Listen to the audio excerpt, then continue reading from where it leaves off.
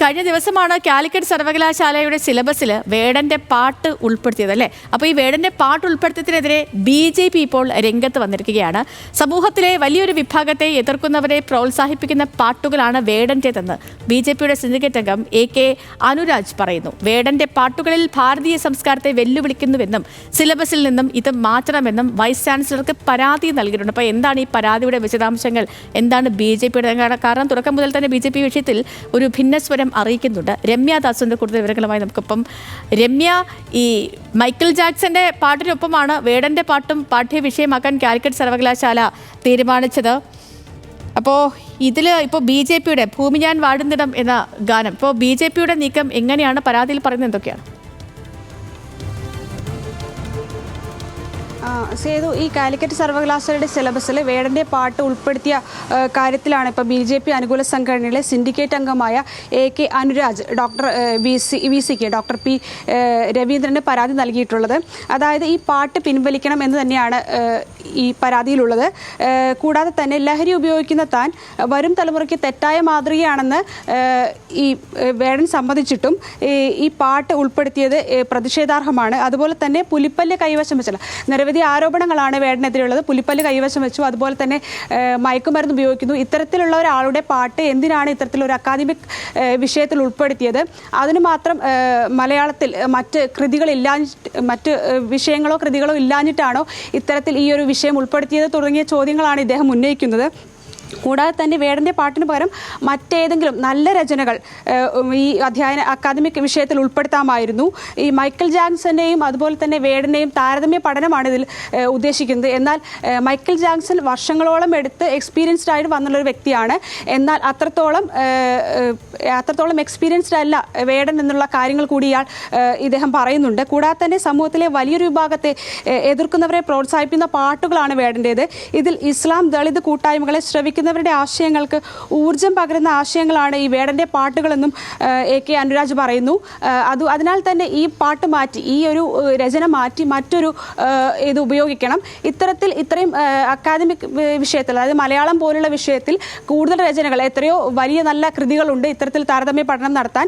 അത് ഏതെങ്കിലും ഒന്ന് എടുത്തുകൂടെ? രമ്യ, ഇപ്പോൾ ഈ അനുരാജ് തന്നെ നമുക്കിപ്പം ടെലിഫോൺ ലൈനിൽ ചേർന്നുണ്ട്. Shri Anuraj, good morning. കേൾക്കാമോ അങ്ങക്ക്? കേൾക്കാം. ഇപ്പോ ഈ പരാതിയിൽ അങ്ങ് ഉന്നയിക്കുന്ന ആരോപണങ്ങൾ എന്തൊക്കെയാണ്?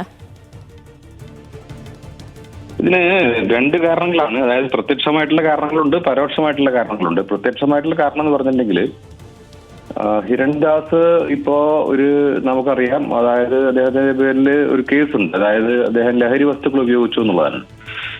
അപ്പൊ അത് അദ്ദേഹം തന്നെ സമ്മതിക്കുന്നുണ്ട്. അതിപ്പോ അതിൽ അറസ്റ്റിലായിട്ട് ഇപ്പൊ ജാമ്യത്തിലാണ് എന്ന് പറഞ്ഞാൽ കുറ്റവിമുക്തനാക്കപ്പെട്ടിട്ടില്ല ഇപ്പോഴും. രണ്ടാമത്തെ കേസ് എന്ന് പറഞ്ഞിട്ടുണ്ടെങ്കിൽ പുലിപ്പല്ല് കയ്യിൽ വെച്ചോ എന്നുള്ള സംശയത്തിൽ വനം വകുപ്പ് അദ്ദേഹത്തെ കസ്റ്റഡിയിൽ എടുത്തു. പിന്നെ അദ്ദേഹത്തിന്റെ ജീവിതത്തിൽ തന്നെ പുള്ളി പറയുന്നു, ഞാൻ ഇത്തരം ലഹരി വസ്തുക്കൾ ഉപയോഗിക്കുന്ന ആളാണ്. അതുപോലെ പല വീഡിയോ ദൃശ്യങ്ങളിലും മദ്യം നിറച്ച ഗ്ലാസ്സൊക്കെ കയ്യിൽ വെച്ചിട്ടുള്ള വീഡിയോസൊക്കെ കാണാം. അപ്പൊ അങ്ങനെ ഞാനൊരു നല്ല മാതൃകയല്ല എന്ന് തുടർച്ചയായിട്ട് പറഞ്ഞുകൊണ്ടിരിക്കുകയാണ് ഹിരൺദാസ് തന്നെ. നേരിട്ട് സമൂഹമായിട്ട് കമ്മ്യൂണിക്കേറ്റ് ചെയ്യുമ്പോഴും അല്ലെങ്കിൽ മാധ്യമങ്ങളിലൂടെയൊക്കെ ഇതാണ് പറഞ്ഞുകൊണ്ടിരിക്കുന്നത്. അങ്ങനെയുള്ള ഒരാളെ തന്നെ ഇപ്പോ കേരളത്തിൽ പ്രത്യേകിച്ച് എന്ന് വെച്ചിട്ടുണ്ടെങ്കിൽ നമുക്കറിയാം, അതായത് ക്യാമ്പസുകളെയൊക്കെ നമ്മൾ ഈ ഡ്രഗ് വല്ലാതെ പിടിച്ചുലയ്ക്കുന്ന ഒരു കാലഘട്ടമാണ്. നമ്മൾ തന്നെ പരാതി പറഞ്ഞൊരു കാലഘട്ടത്തിലൂടെയാണ് നമ്മൾ കടന്നു പോകുന്നത്.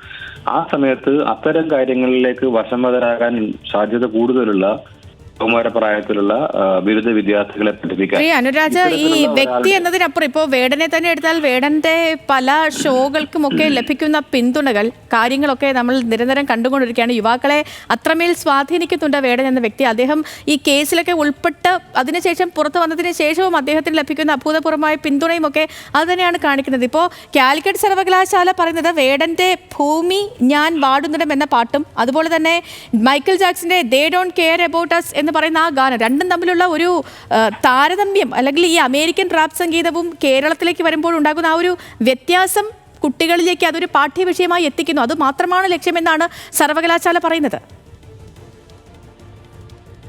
സർവകലാശാല എന്ന് വെച്ചാൽ ആരായി പറയുന്നത്? സർവകലാശാലയിൽ ഞാൻ സർവകലാശാലയുടെ സിൻഡിക്കേറ്റ് മെമ്പറാണ്. എന്ന് മാത്രമല്ല, ഇതിനകത്ത് പറഞ്ഞല്ലോ, അതായത് ഇദ്ദേഹം വളരെയധികം ജനങ്ങളുടെ സ്വാധീനമുണ്ടെന്നുള്ളത്. ജനസ്വാധീനമാണ് ഒരു അക്കാദമിക വിഷയം തീരുമാനിക്കാനുള്ള മാനദണ്ഡം. പിന്നെ ഇപ്പൊ മൈക്കിൾ ജാക്സണായിട്ട് താരതമ്യം ചെയ്യുന്നു. മൈക്കിൾ ജാക്സൺ അദ്ദേഹത്തിന്റെ ഒരു പുരുഷായുസ് മൊത്തം എടുത്ത് അന്തർദേശീയ തലത്തിൽ തന്നെ ഈ രംഗത്ത് ശ്രദ്ധ പിടിച്ചു പറ്റിയ ഒരാളാണ്. ഇപ്പൊ ഹിരൺദാസ് എന്ന് പറഞ്ഞിട്ടുണ്ടെങ്കിൽ ചെറിയ പ്രായമായിട്ടേ ഉള്ളൂ, കുറച്ചു കാലമായിട്ട് ഈ രംഗത്ത് ആയിട്ടുള്ളൂ.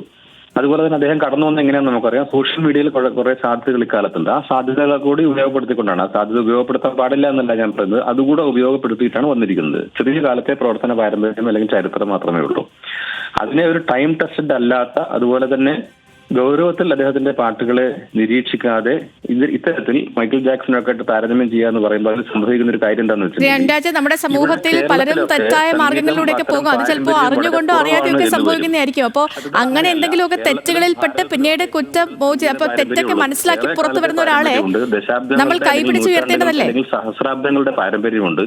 ആ പാരമ്പര്യമുള്ള വലിയ സംഗീത ശാഖകള്, വിവിധ സംഗീത ശാഖകളുണ്ട് നമുക്കറിയാം. പ്രത്യേകിച്ചും കോഴിക്കോട് എന്നൊക്കെ പറഞ്ഞ സംഗീതത്തിന്റെ ഒരു മഹത്തായ കേന്ദ്രം കൂടിയാണ്.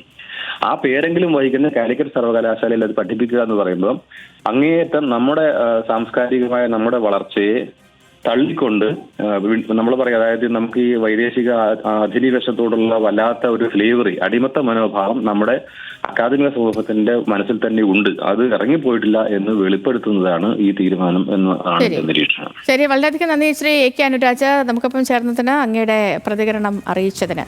അപ്പോൾ വേടന്റെ പാട്ടുകളിലെ BJP നിലപാട് അത് അദ്ദേഹം തന്നെ വ്യക്തമാക്കുമായിരുന്നു AK അനുരാജ്.